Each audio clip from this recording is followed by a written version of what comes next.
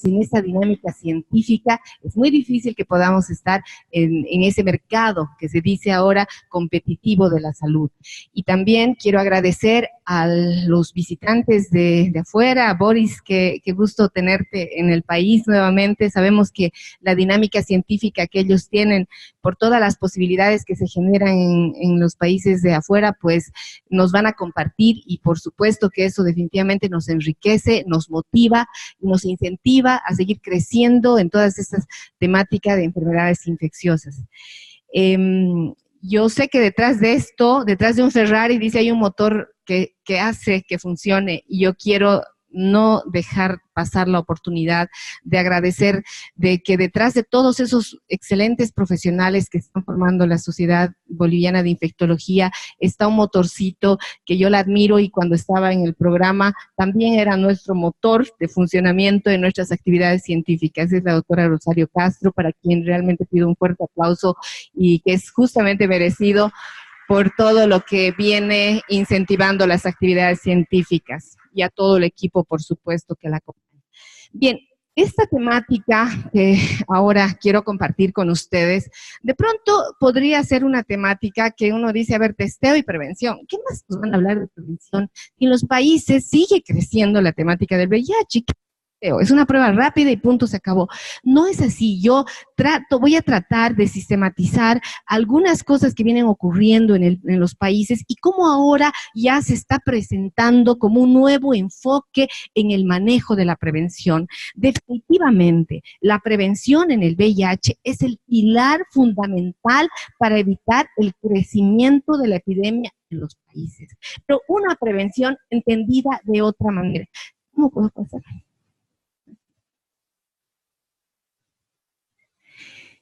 Entonces, cuando nosotros decíamos prevención es igual a ¿qué? Antes, prevención era considerado como un tema de información. Tengo que informar, tengo que difundir, tengo que hacer conocer qué es el VIH. Pero definitivamente no es más esta la definición de prevención para conseguir un impacto real en lo que es el crecimiento de la epidemia en los países. Entonces, lo único que ha condicionado esto es que tengamos menor impacto y menores resultados de lo que quisiéramos esperar.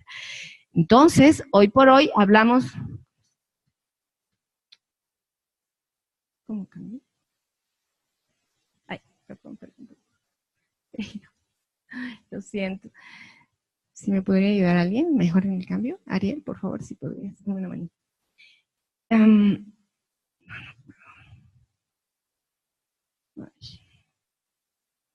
Perdón.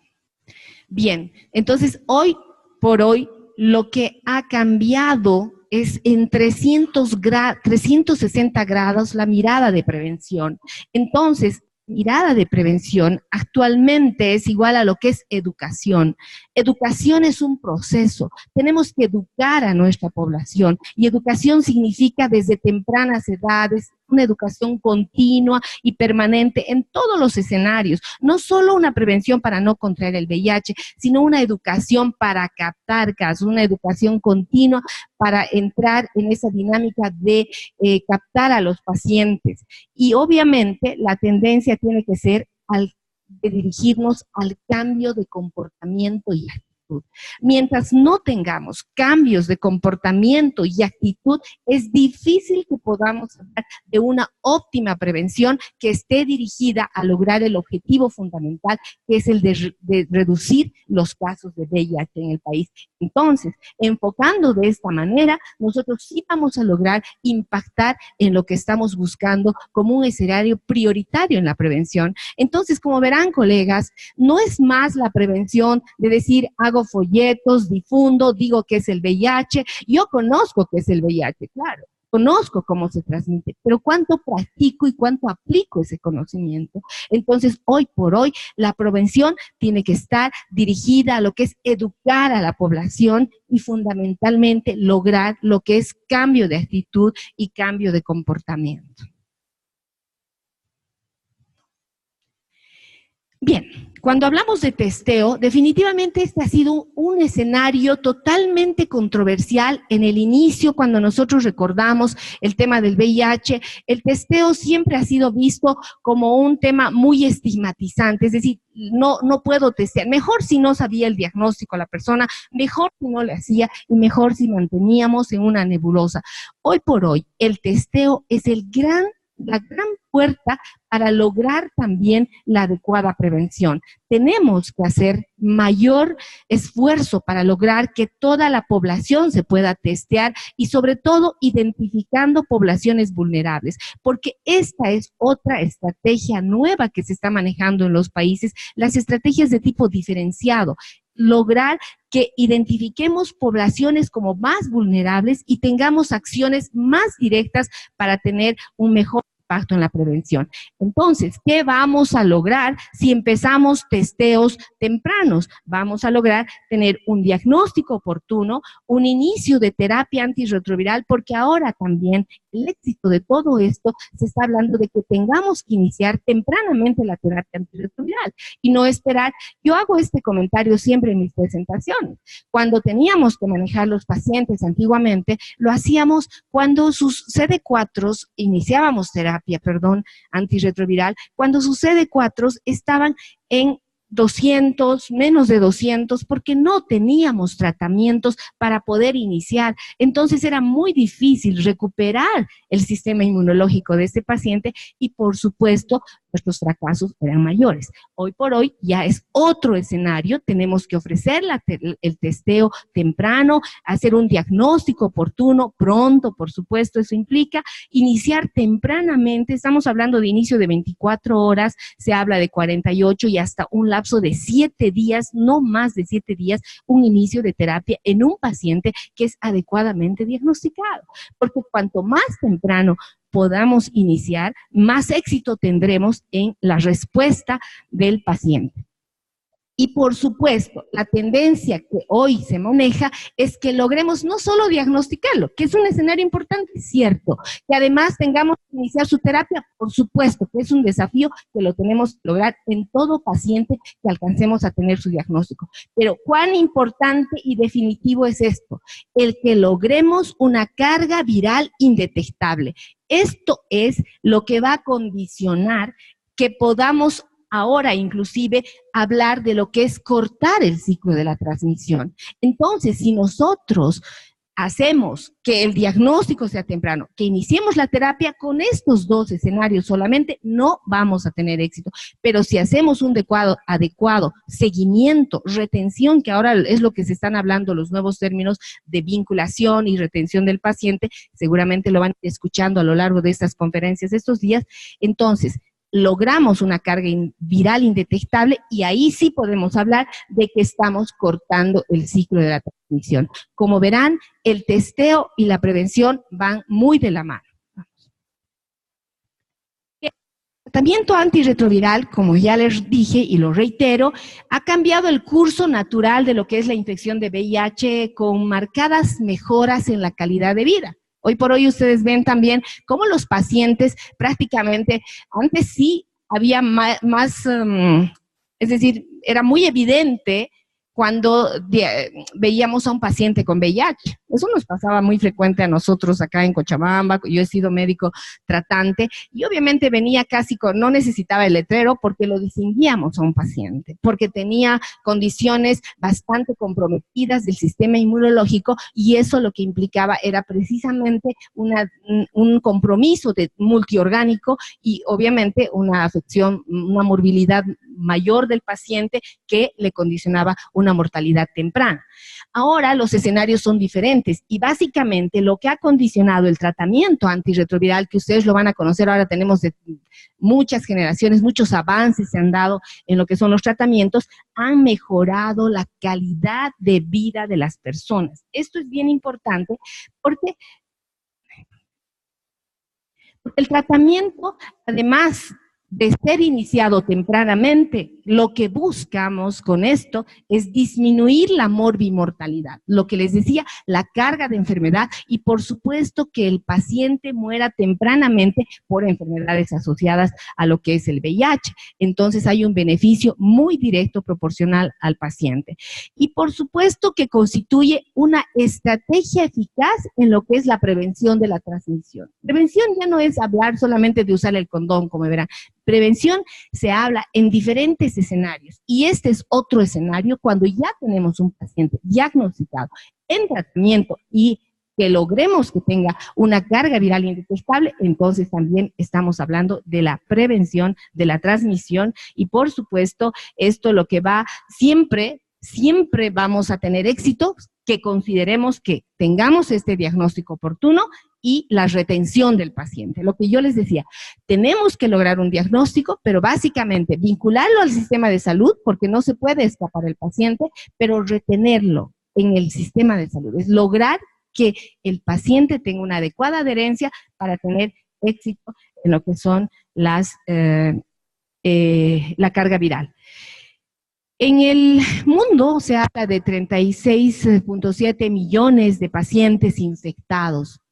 Y acá se ha hecho los análisis que lo van a escuchar también a lo largo de estas conferencias de los 90, 90, 90, ¿no es cierto? Que no es 90, 60, 90. Ahora, esta es una de las estrategias y los escenarios mejores para desmenuzarnos a los países, incluso los centros de salud, ya se está practicando en algunos países, cómo están sus 90, 90, 90, que seguramente ya les ha hablado un poquito el doctor Boris Rebollo, qué es el primer 90, qué es el segundo 90 y qué es el tercer 90. Esto nos permite saber en qué escenario está avanzando nuestra epidemia y dónde tendríamos que fortalecer nuestras estrategias. Entonces, en el mundo tenemos un 70% de personas que conocen su diagnóstico, ¿cierto? Estamos hablando de que conocen su diagnóstico y 30% que no conoce. Esto es alarmante. Cuando estamos hablando de que en el mundo se ha hecho un estudio de porcentajes, entonces tenemos, diría yo, una preocupación grande, pero si hablamos de Bolivia, que no lo he traído ahí porque seguramente alguien va a también tener esta presentación, es alarmante porque nuestros porcentajes todavía son mucho mayores, porcentajes de gente que desconoce su diagnóstico. Por eso estamos apuntando a que haya mayor difusión de lo que es la prueba y que las personas puedan acceder a la prueba rápida. Estos son los famosos 3 noventas. El primer 90 es la persona que tenga que conocer, alcanzar al 90% de que las personas conozcan su diagnóstico. El segundo 90 se refiere a que de estas personas el 90% tenga que estar en tratamiento. Entonces vean cómo es una cadena estos 90 que nos ayuda a repercutir en lo que hemos hablado, la prevención. Y el tercer 90, que es el más importante para mí, que por supuesto no vamos a lograr sin que estos dos avancen, entonces es que logremos que la carga viral esté suprimida. Colegas, este es el mensaje más importante con el que nos tenemos que ir. O sea, no basta diagnosticar, no basta que lo vinculemos al sistema, sino tenemos que lograr que el paciente esté retenido, que tenga una buena adherencia, pero básicamente que se exprese todo ese esfuerzo en lo que es la carga viral suprimida. Entonces, si tenemos una carga viral suprimida, seguramente de estos pacientes que hay cada vez nuevas infecciones, en el mundo se estima que reduciríamos en 500,000 las nuevas infecciones de VIH y por supuesto, si logramos de que por ahora tenemos 30 millones apenas de que están accediendo o que tienen conocimiento de su diagnóstico. Vamos, por favor. Cuando hablamos de manera global, la respuesta mundial del VIH ha tenido más impacto en lo que es la mortalidad que en la incidencia. Yo sé que estos términos ustedes los manejan, porque definitivamente los pacientes se mueren menos. Esto es cierto y esto es muy evidente, pero las nuevas infecciones siguen habiendo.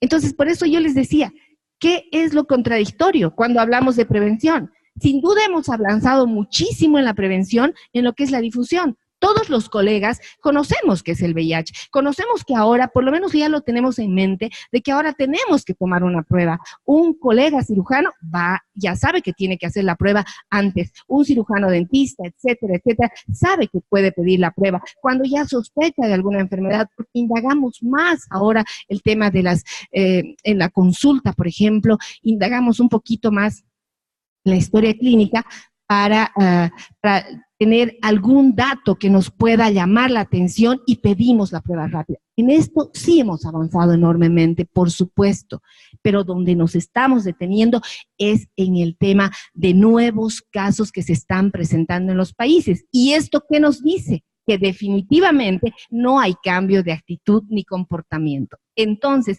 este es el punto más importante que debemos lograr cuando hablamos de prevención. La expansión global de la terapia ha contribuido a disminuir en un 48% las muertes relacionadas. Por supuesto, las personas viven más, no tenemos tanta carga de enfermedad, menos muertes rápidas por VIH. Las nuevas infecciones no han mostrado un descenso marcado. Esto es lo que nos tiene que preocupar, porque a pesar de todo, nuevos medicamentos, últimas tecnologías, todo, pero los casos siguen notificándose y nuevamente recaemos en lo que es el tema de comportamiento y actitud. El 29%, sin embargo, en el mundo se ha visto de que es un diagnóstico tardío. Este es otro tema que no podemos ya vivir en nuestro país particularmente. Es decir, tenemos que sospechar de la enfermedad, tenemos que diagnosticar tempranamente, porque si más tarde diagnosticamos, las consecuencias son peores. Y obviamente tenemos 45 nuevas infecciones en poblaciones clave. Este es otro parámetro que yo quiero detenerme un poquito. Hemos manejado mucho de manera generalizada el tema de los manejos, de la prevención, el tema del testeo, etcétera, de manera muy general y muy global. Hoy por hoy no podemos trabajar de esa manera. Tenemos que identificar poblaciones clave. ¿Cómo vamos a identificar? Tenemos que conocer la epidemia en nuestros países. Y solo hablando del ejemplo de Bolivia, sabemos que la epidemia en el país es una epidemia concentrada. ¿Qué significa epidemia concentrada? La epidemia concentrada es que está en determinados grupos en mayores porcentajes. Entonces, no voy a desgastarme haciendo prevenciones generales con cosas muy generales. Más bien tengo que ir a atacar al punto y ver de trabajar de manera directa, con estrategias más específicas a estas poblaciones. ¿Tenemos que aceptar que hay diversidades sexuales? Sí. En estas está con mayor porcentaje, sí, en las poblaciones trans, en las poblaciones HCH, de hombres que tienen sexo con hombres, en bisexuales. En estos grupos tenemos que trabajar con mayor énfasis para que tengamos impacto en la que es la prevención. Entonces, otro concepto claro que nos tenemos que ir, colegas, es que debemos tener claro identificando las poblaciones claves. O sea, tenemos que tener claro, o sea, no vamos a hacer una prevención solamente sacando nuestros tolditos, distribuyendo papelitos. Estos escenarios ya fueron anteriores. Ahora son otros en los que tenemos que trabajar. Nuevas infecciones, importante.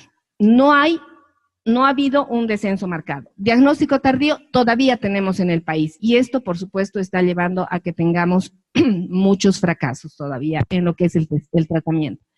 ¿Cuáles son las barreras que amenazan el alcance del primer 90? No nos olvidemos que hemos dicho que el primer 90 es que logremos que el 90% de las personas conozcan su diagnóstico. Qué difícil, porque todavía en esto también tiene que ver mucho el estigma y discriminación. Faltan políticas. En el mundo faltan políticas de testeo, de verdadero impacto en lo que es los casos nuevos, porque nosotros tenemos que lograr reducir la incidencia. No nos olvidemos, la prevalencia son los nuevos más bajos, la incidencia son los casos nuevos. Es acá donde nosotros tenemos que incidir con nuestras políticas. Entonces, sí hemos identificado que faltan políticas de testeo que logren un verdadero impacto en lo que es la incidencia. Hay Hay barreras ecofilosóficas, por ejemplo, que la prueba sea voluntaria, que la prueba esté iniciada por el proveedor con consentimiento informado. Esta es otra barrera, porque mucha gente no quiere firmar el consentimiento y sin embargo la ley en Bolivia nos pone que sí debemos hacerle firmar al paciente un consentimiento informado. Esto lo hemos vivido nosotros en el programa, muchas experiencias de centros que nos decían, ¿por qué no liberamos el consentimiento informado? Y así tendríamos más gente que pueda acceder al testeo. No es posible, pero sí debemos trabajar en ver alguna forma de obviar este consentimiento informado. Por supuesto que por ahora la ley lo reconoce. Hay temas culturales que nos impiden el estigma, la discriminación, la baja percepción del riesgo. No podemos negar que en el país, en el mundo, no es Bolivia el único país que sigue estigmatizando. En el mundo hay un marcado estigma y discriminación todavía. Por supuesto que en nuestro país hemos hecho estudios que determinan que son elevados los porcentajes preocupantes. Nosotros hemos tenido un estudio y que precisamente arroja el dato de que el sector que más discrimina es el sector salud. Ahí sí nos preocupó cuando estuvimos en el programa y dijimos, ¿cómo el sector salud? Sí es el sector que más debería conocer. Y muchas veces son los más reacios a esta temática. Por supuesto que de repente si hubiéramos puesto congreso de VIH-Sida, de repente no tendríamos el éxito que han tenido, pero si es congreso de infectología, está mejor, ¿no es cierto? Entonces yo creo que hay todavía este estigma incluso de los profesionales a abordar la temática, a aceptar el cambio. Entonces tenemos que empezar también a cambiar esta dinámica, porque seguramente con esto de seguir estigmatizando y discriminando, vamos a seguir teniendo el crecimiento de los casos. Por otro lado, cuando hablamos de la baja percepción del riesgo, también esto ha sucedido en las poblaciones, y sobre todo en estas poblaciones claves que yo les decía. Preocupante, porque como hay tratamiento, ahora ya se habla incluso del PrEP, ¿no es cierto? Antes de la exposición puedo tomar la tableta. Hay tratamiento, es gratuito, el seguimiento, la atención. Hay una baja percepción del riesgo, ya no es tan atemorizado cuando decían, te vas a enfermar de VIH. Creo que no dormía en 15 días, no sé, algo así. Pero ahora ya no es tanto así. Nosotros hemos tenido también encuestas, estudios a las poblaciones claves y hemos visto de que hay una evidente baja de la percepción del riesgo. Hay temas administrativos, como les decía, el tema del consentimiento informado, que es verbal, escrito, etcétera, etcétera. Estos algoritmos que son complejos en los países, yo creo que en Bolivia más bien hemos simplificado estos últimos años el algoritmo, eso de alguna manera ha sido un gran avance, lo que disminuye este tema, esta barrera administrativa. Hay barreras económicas, sociales, culturales, geográficas, sin duda todavía eso está, y por supuesto el tema también de las barreras legales, donde la garantía de derechos, no se olviden que ahora incluso sigue habiendo estos problemas, estas demandas de pacientes con VIH, que cuando saben el diagnóstico los echan del trabajo, les rechazan a estudiar. Por ejemplo, teníamos el caso de un enfermero que quería ser enfermero, pero como les mandaron a hacer la prueba de VIH y le salió positivo, les recomendaron muy sutilmente irse a otra carrera. Entonces, estas cosas no deberían, pero todavía tenemos estas barreras que están amenazando a los países. ¿Cuáles son las recomendaciones que nos da la OPS para encarar todo eso del testeo, toda la prevención?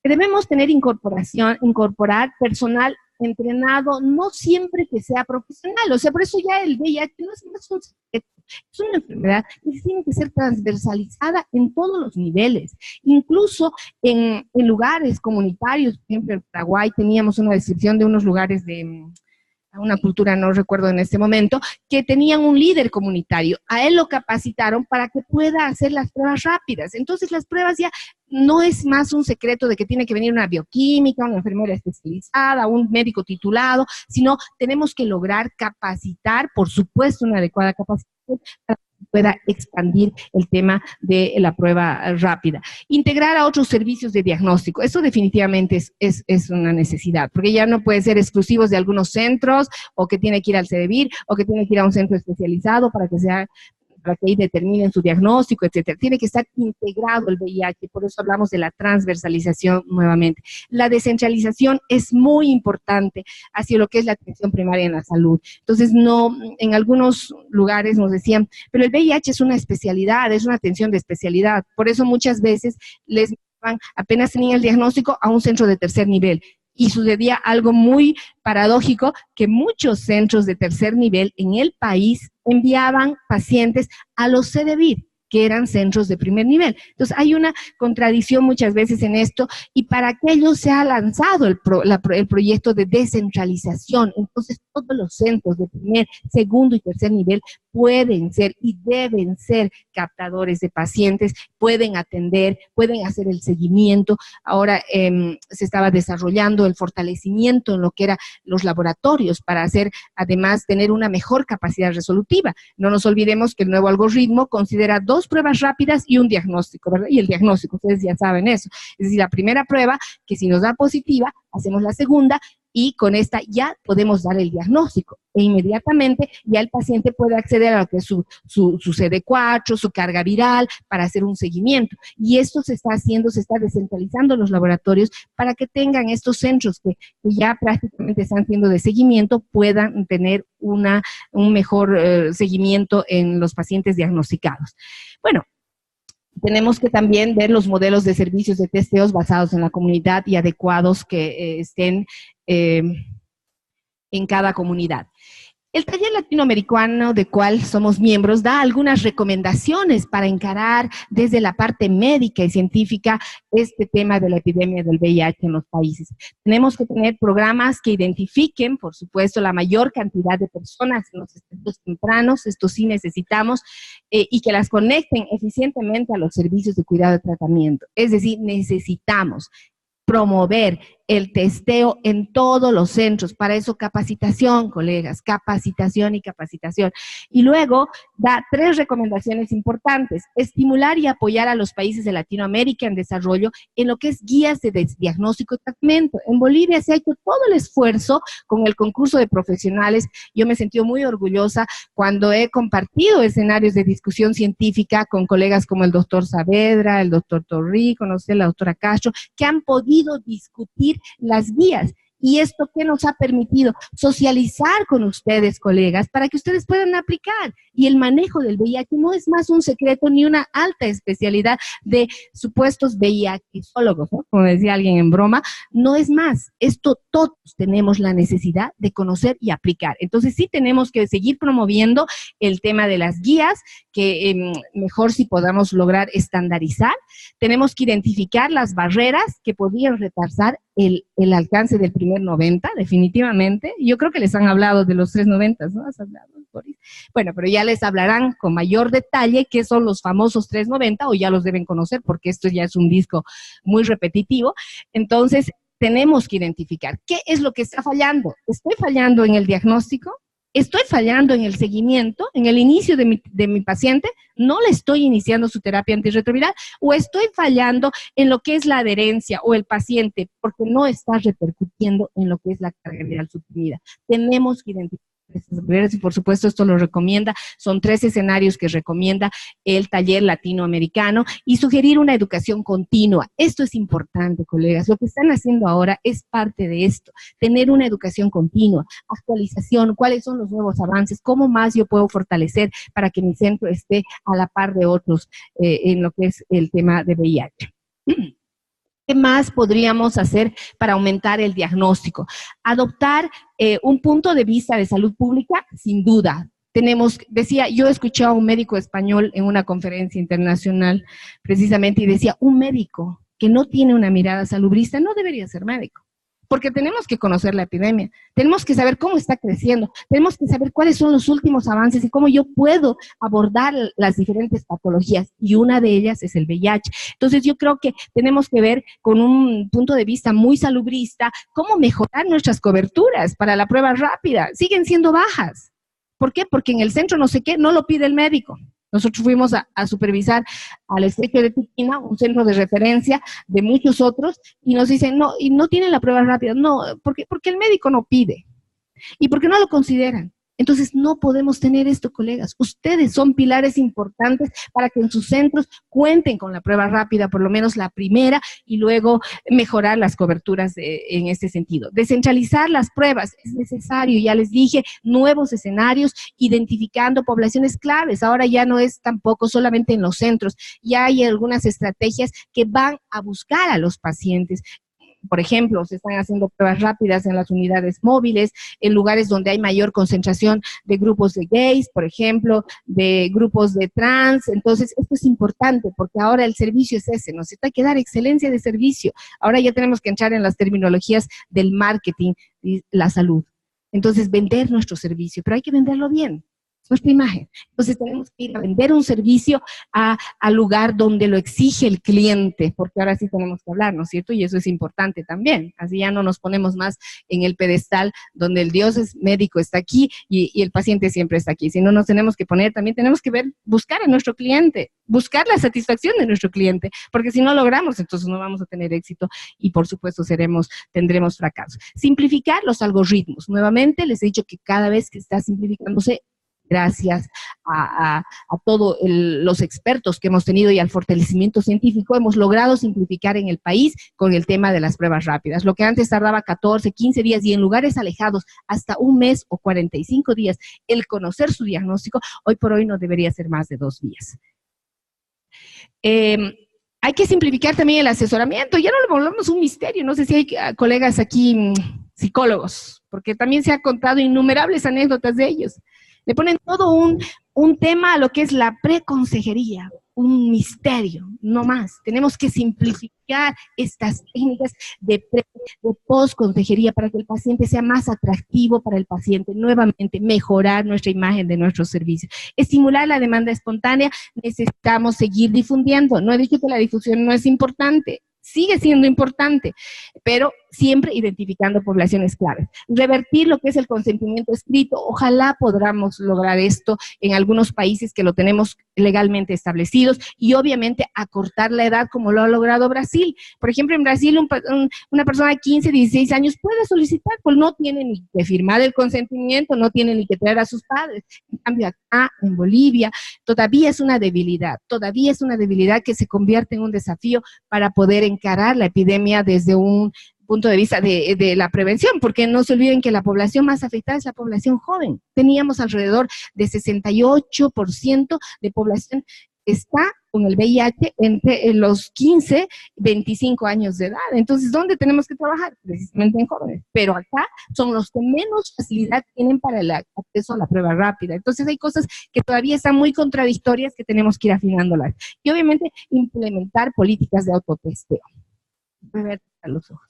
El autotesteo, ¿qué hacemos en Bolivia? Es crítico. Porque en otros países ya han avanzado muy bien en el autotesteo. Todavía en el país ni siquiera estamos logrando tener un adecuado conocimiento de lo que es un testeo corriente. Imagínense poner un autotesteo, es más crítico, pero sí deberíamos ya pensar en implementar proyectos pilotos, lo que se ha hecho en Estados Unidos y en otros países, en otros países de Europa, que han aplicado muy bien. Es decir, son tests que vienen, que se compran en la farmacia, en farmacias creo que hay referenciales, yo no lo conozco muy bien, pero quizá Boris en algún momento nos puede comentar esto, pero sí he leído de que tienen folletos que dirigen, o sea, es una mecánica mucho más avanzada, una dinámica que ojalá Bolivia pueda entrar, porque esto permite captar más pacientes a través de una llamada, una vez que le da la prueba, es similar a una prueba de embarazo, ¿no? Que le da positivo, entonces tiene que comunicarse con un teléfono para que recién vaya a un centro de salud. Entonces, es bien importante estar actualizado en esto y ojalá podamos en breve,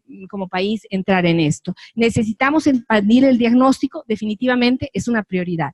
Creciente participación de la comunidad necesitamos, que más de la comunidad, que no nos digan que no quiere ir al centro porque le mira feo la enfermera, es trans, se llama Juana y que de pronto le dicen Víctor, cosas así. Tenemos que también trabajar en esto para que nuestros centros sean más atractivos a la comunidad, que tengan nuevas tecnologías, sí, ojalá tengamos una política que se implemente en nuevas tecnologías como el autotest y solo así podremos repercutir en lo que es 90 los test, ¿no? Ya se me acaba mi tiempo, ¿me dicen, por favor, cuánto tiempo? Sí, 5 minutos más, doctora. Bueno, muchas gracias. Bueno, y estas son las estrategias de diversificación de oferta de diagnóstico. Entonces, sabemos que hay un buen porcentaje que no va a la consulta y es lo que el sistema no ve. Entonces, ahí sí tenemos que es una morbilidad no reconocida, porque sabemos que el VIH no tiene un listado de síntomas, lo siento, sería muy genial que sea como que fiebre, tos, no sé qué, bronquitis, o que le demos un diagnóstico así muy maravilloso. Sabemos que tiene una sintomatología muy dispersa o puede ser simplemente asintomático. Y por supuesto esto da mayor vulnerabilidad. Pero sí, donde más ahora también hablamos como una estrategia de diversificación, precisamente en los centros de salud, para cortar esto. Entonces, el riesgo y la morbilidad reconocida, donde podemos detectar en lo que es atención primaria en salud, en instituciones regionales, instituciones de referencia. Acá la oferta de la realización, por supuesto, y realización de la prueba tiene que ser en el primer nivel de atención. Hay que descentralizar lo que ya les decía, en todas las especialidades y obviamente también considerar que el testeo tenga que ser fuera del servicio de salud para mejorar nuestras estrategias de oferta diagnóstica. Esto es la integración que hoy también por hoy se está hablando en Latinoamérica. Ya no se debería manejar como una isla el VIH, porque antes es VIH, se debe ir, por eso ya se ha roto eso. Nosotros por lo menos intentábamos hasta nuestra gestión romper ese tema de que el CDVIR sea el único centro de referencia. Y es importante seguramente para seguir haciendo las coordinaciones de capacitación, distribución de medicamentos, etcétera.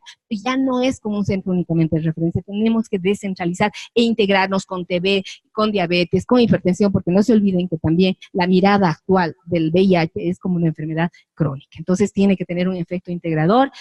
Bueno, los servicios de testeo, fuera de los establecimientos de salud, ya para ir terminando y avanzado, se ha visto en el mundo, en algunos países, que son factibles, tienen alta aceptación, lo que les hablaba del testeo en los con movilidad, ¿cómo se llaman estas? Las movilidades, las unidades móviles que van a los lugares de encuentro, a los lugares donde están, son costo efectivos, hay una mayor respuesta y por supuesto que hay también hay una conexión e integración con los sistemas de salud. Vamos.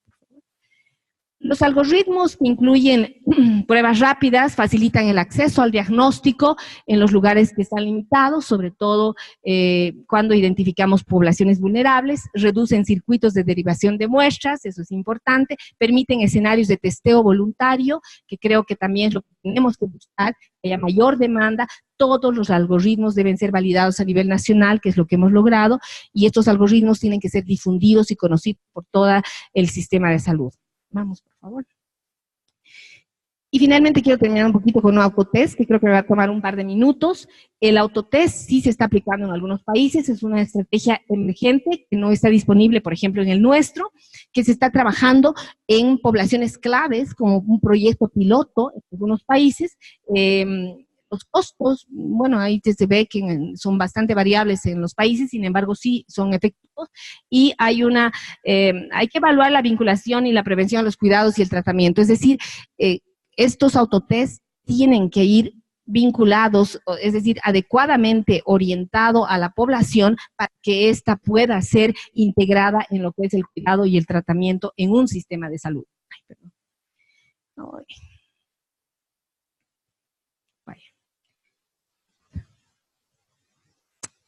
El autotest supera lo que es el doble de aceptación de las pruebas de VIH, esto se ha visto entre hombres que tienen sexo con otros hombres, parejas masculinas, de embarazadas o no mujeres, entonces sí hay buena respuesta, yo diría por eso que tenemos que empezar a ver cómo podríamos proponer un proyecto, una política de autotest en Bolivia, identifica una mayor proporción de personas que viven con VIH, porque es como el embarazo, ¿no es cierto? O sea, uno va, lo solicita y es mucho más fácil, entonces quizá vamos a captar más pacientes. Eso es la lógica con lo que han visto los países y han tenido una buena respuesta.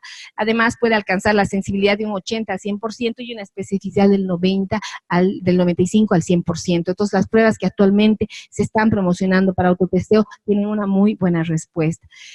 Bueno, tenemos algunas deudas pendientes, adaptar más los servicios de VIH a las distintas necesidades y vulnerabilidades de las personas. Esto también es una deuda y una necesidad que tenemos que trabajarlo al internos de nuestros centros de salud. Políticas de testeo que sean mucho más amplias. Yo espero que todos nos vayamos con esa idea de que tenemos que difundir la prueba rápida, tenemos que hacer que las personas accedan fácilmente y nosotros resolver, ojalá, en nuestros centros con un diagnóstico en corto tiempo.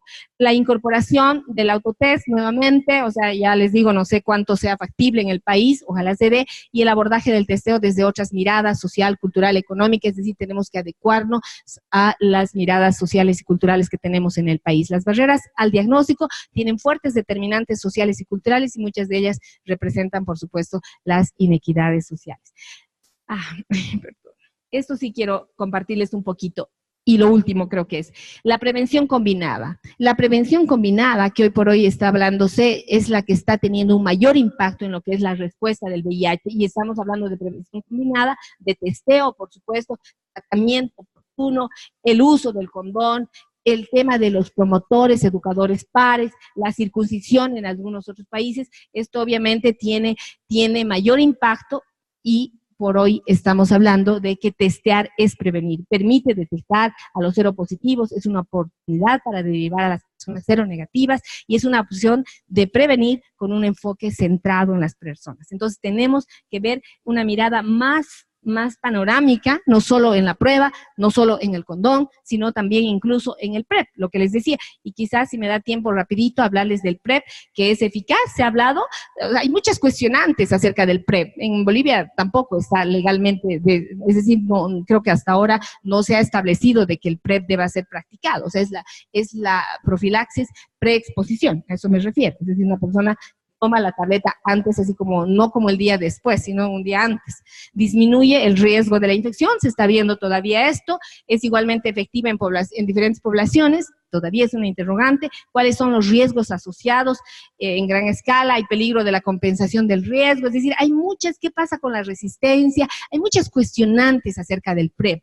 Por eso yo creo que en algunos países todavía los tenemos como algo que está en estudio, en aplicación primaria el PrEP, pero sí se la puede considerar. De hecho, nosotros hemos considerado en Bolivia, en pacientes serodiscordantes, está considerado el uso del PrEP.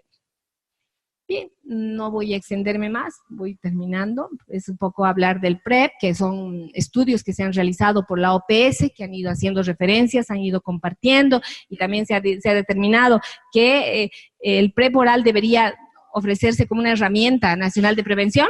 Ahí está. Y a todas las personas con alto riesgo de infección. Eso lo hacen en otros países y como parte de un enfoque preventivo combinado también está establecido. Obviamente a personas, a poblaciones específicas, no es a todos que yo quiero, por si acaso me tomo una tableta, sino que hombres que tienen sexo con hombres será una prioridad, personas que se inyectan drogas, que quizá no es ahí tanto en nuestro país, personas en cárceles, también se está aplicando el PrEP en algunos países, en trabajadoras sexuales, en personas transgéneros, en parejas serodiscordantes, que es el caso nuestro, y en adolescentes. Ahí viene la gran interrogante y el desafío, ¿no? Porque no se olviden que los adolescentes tampoco pueden tener un libre acceso. Bien, entonces vamos a ir terminando. En resumen, el PrEP ha demostrado que tener eficacia, efectividad, es un efecto protector en un 90% cuando la adherencia al régimen diario es alta. Si no hay buena adherencia tampoco, o sea, es todavía muy cuestionado. Es una estrategia que no requiere negociación con la pareja, permite el control personal de la prevención, se necesita un programa que identifique personas en riesgo, siempre tenemos que identificar, no debe ser abierta el PrEP y requiere un seguimiento estricto durante lo que es con el testeo, etcétera, etcétera. Yo nuevamente quiero agradecer, espero haber resumido un poquito, haber enfatizado en algunos puntos importantes y que nos vayamos con nuevos conceptos de lo que es la prevención, de lo que es el testeo y de lo que ahora nosotros tenemos como responsabilidad frente a la epidemia del VIH como prestadores de servicios de salud.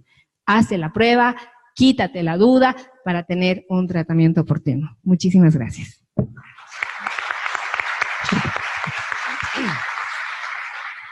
Agradecemos a la doctora Valencia por su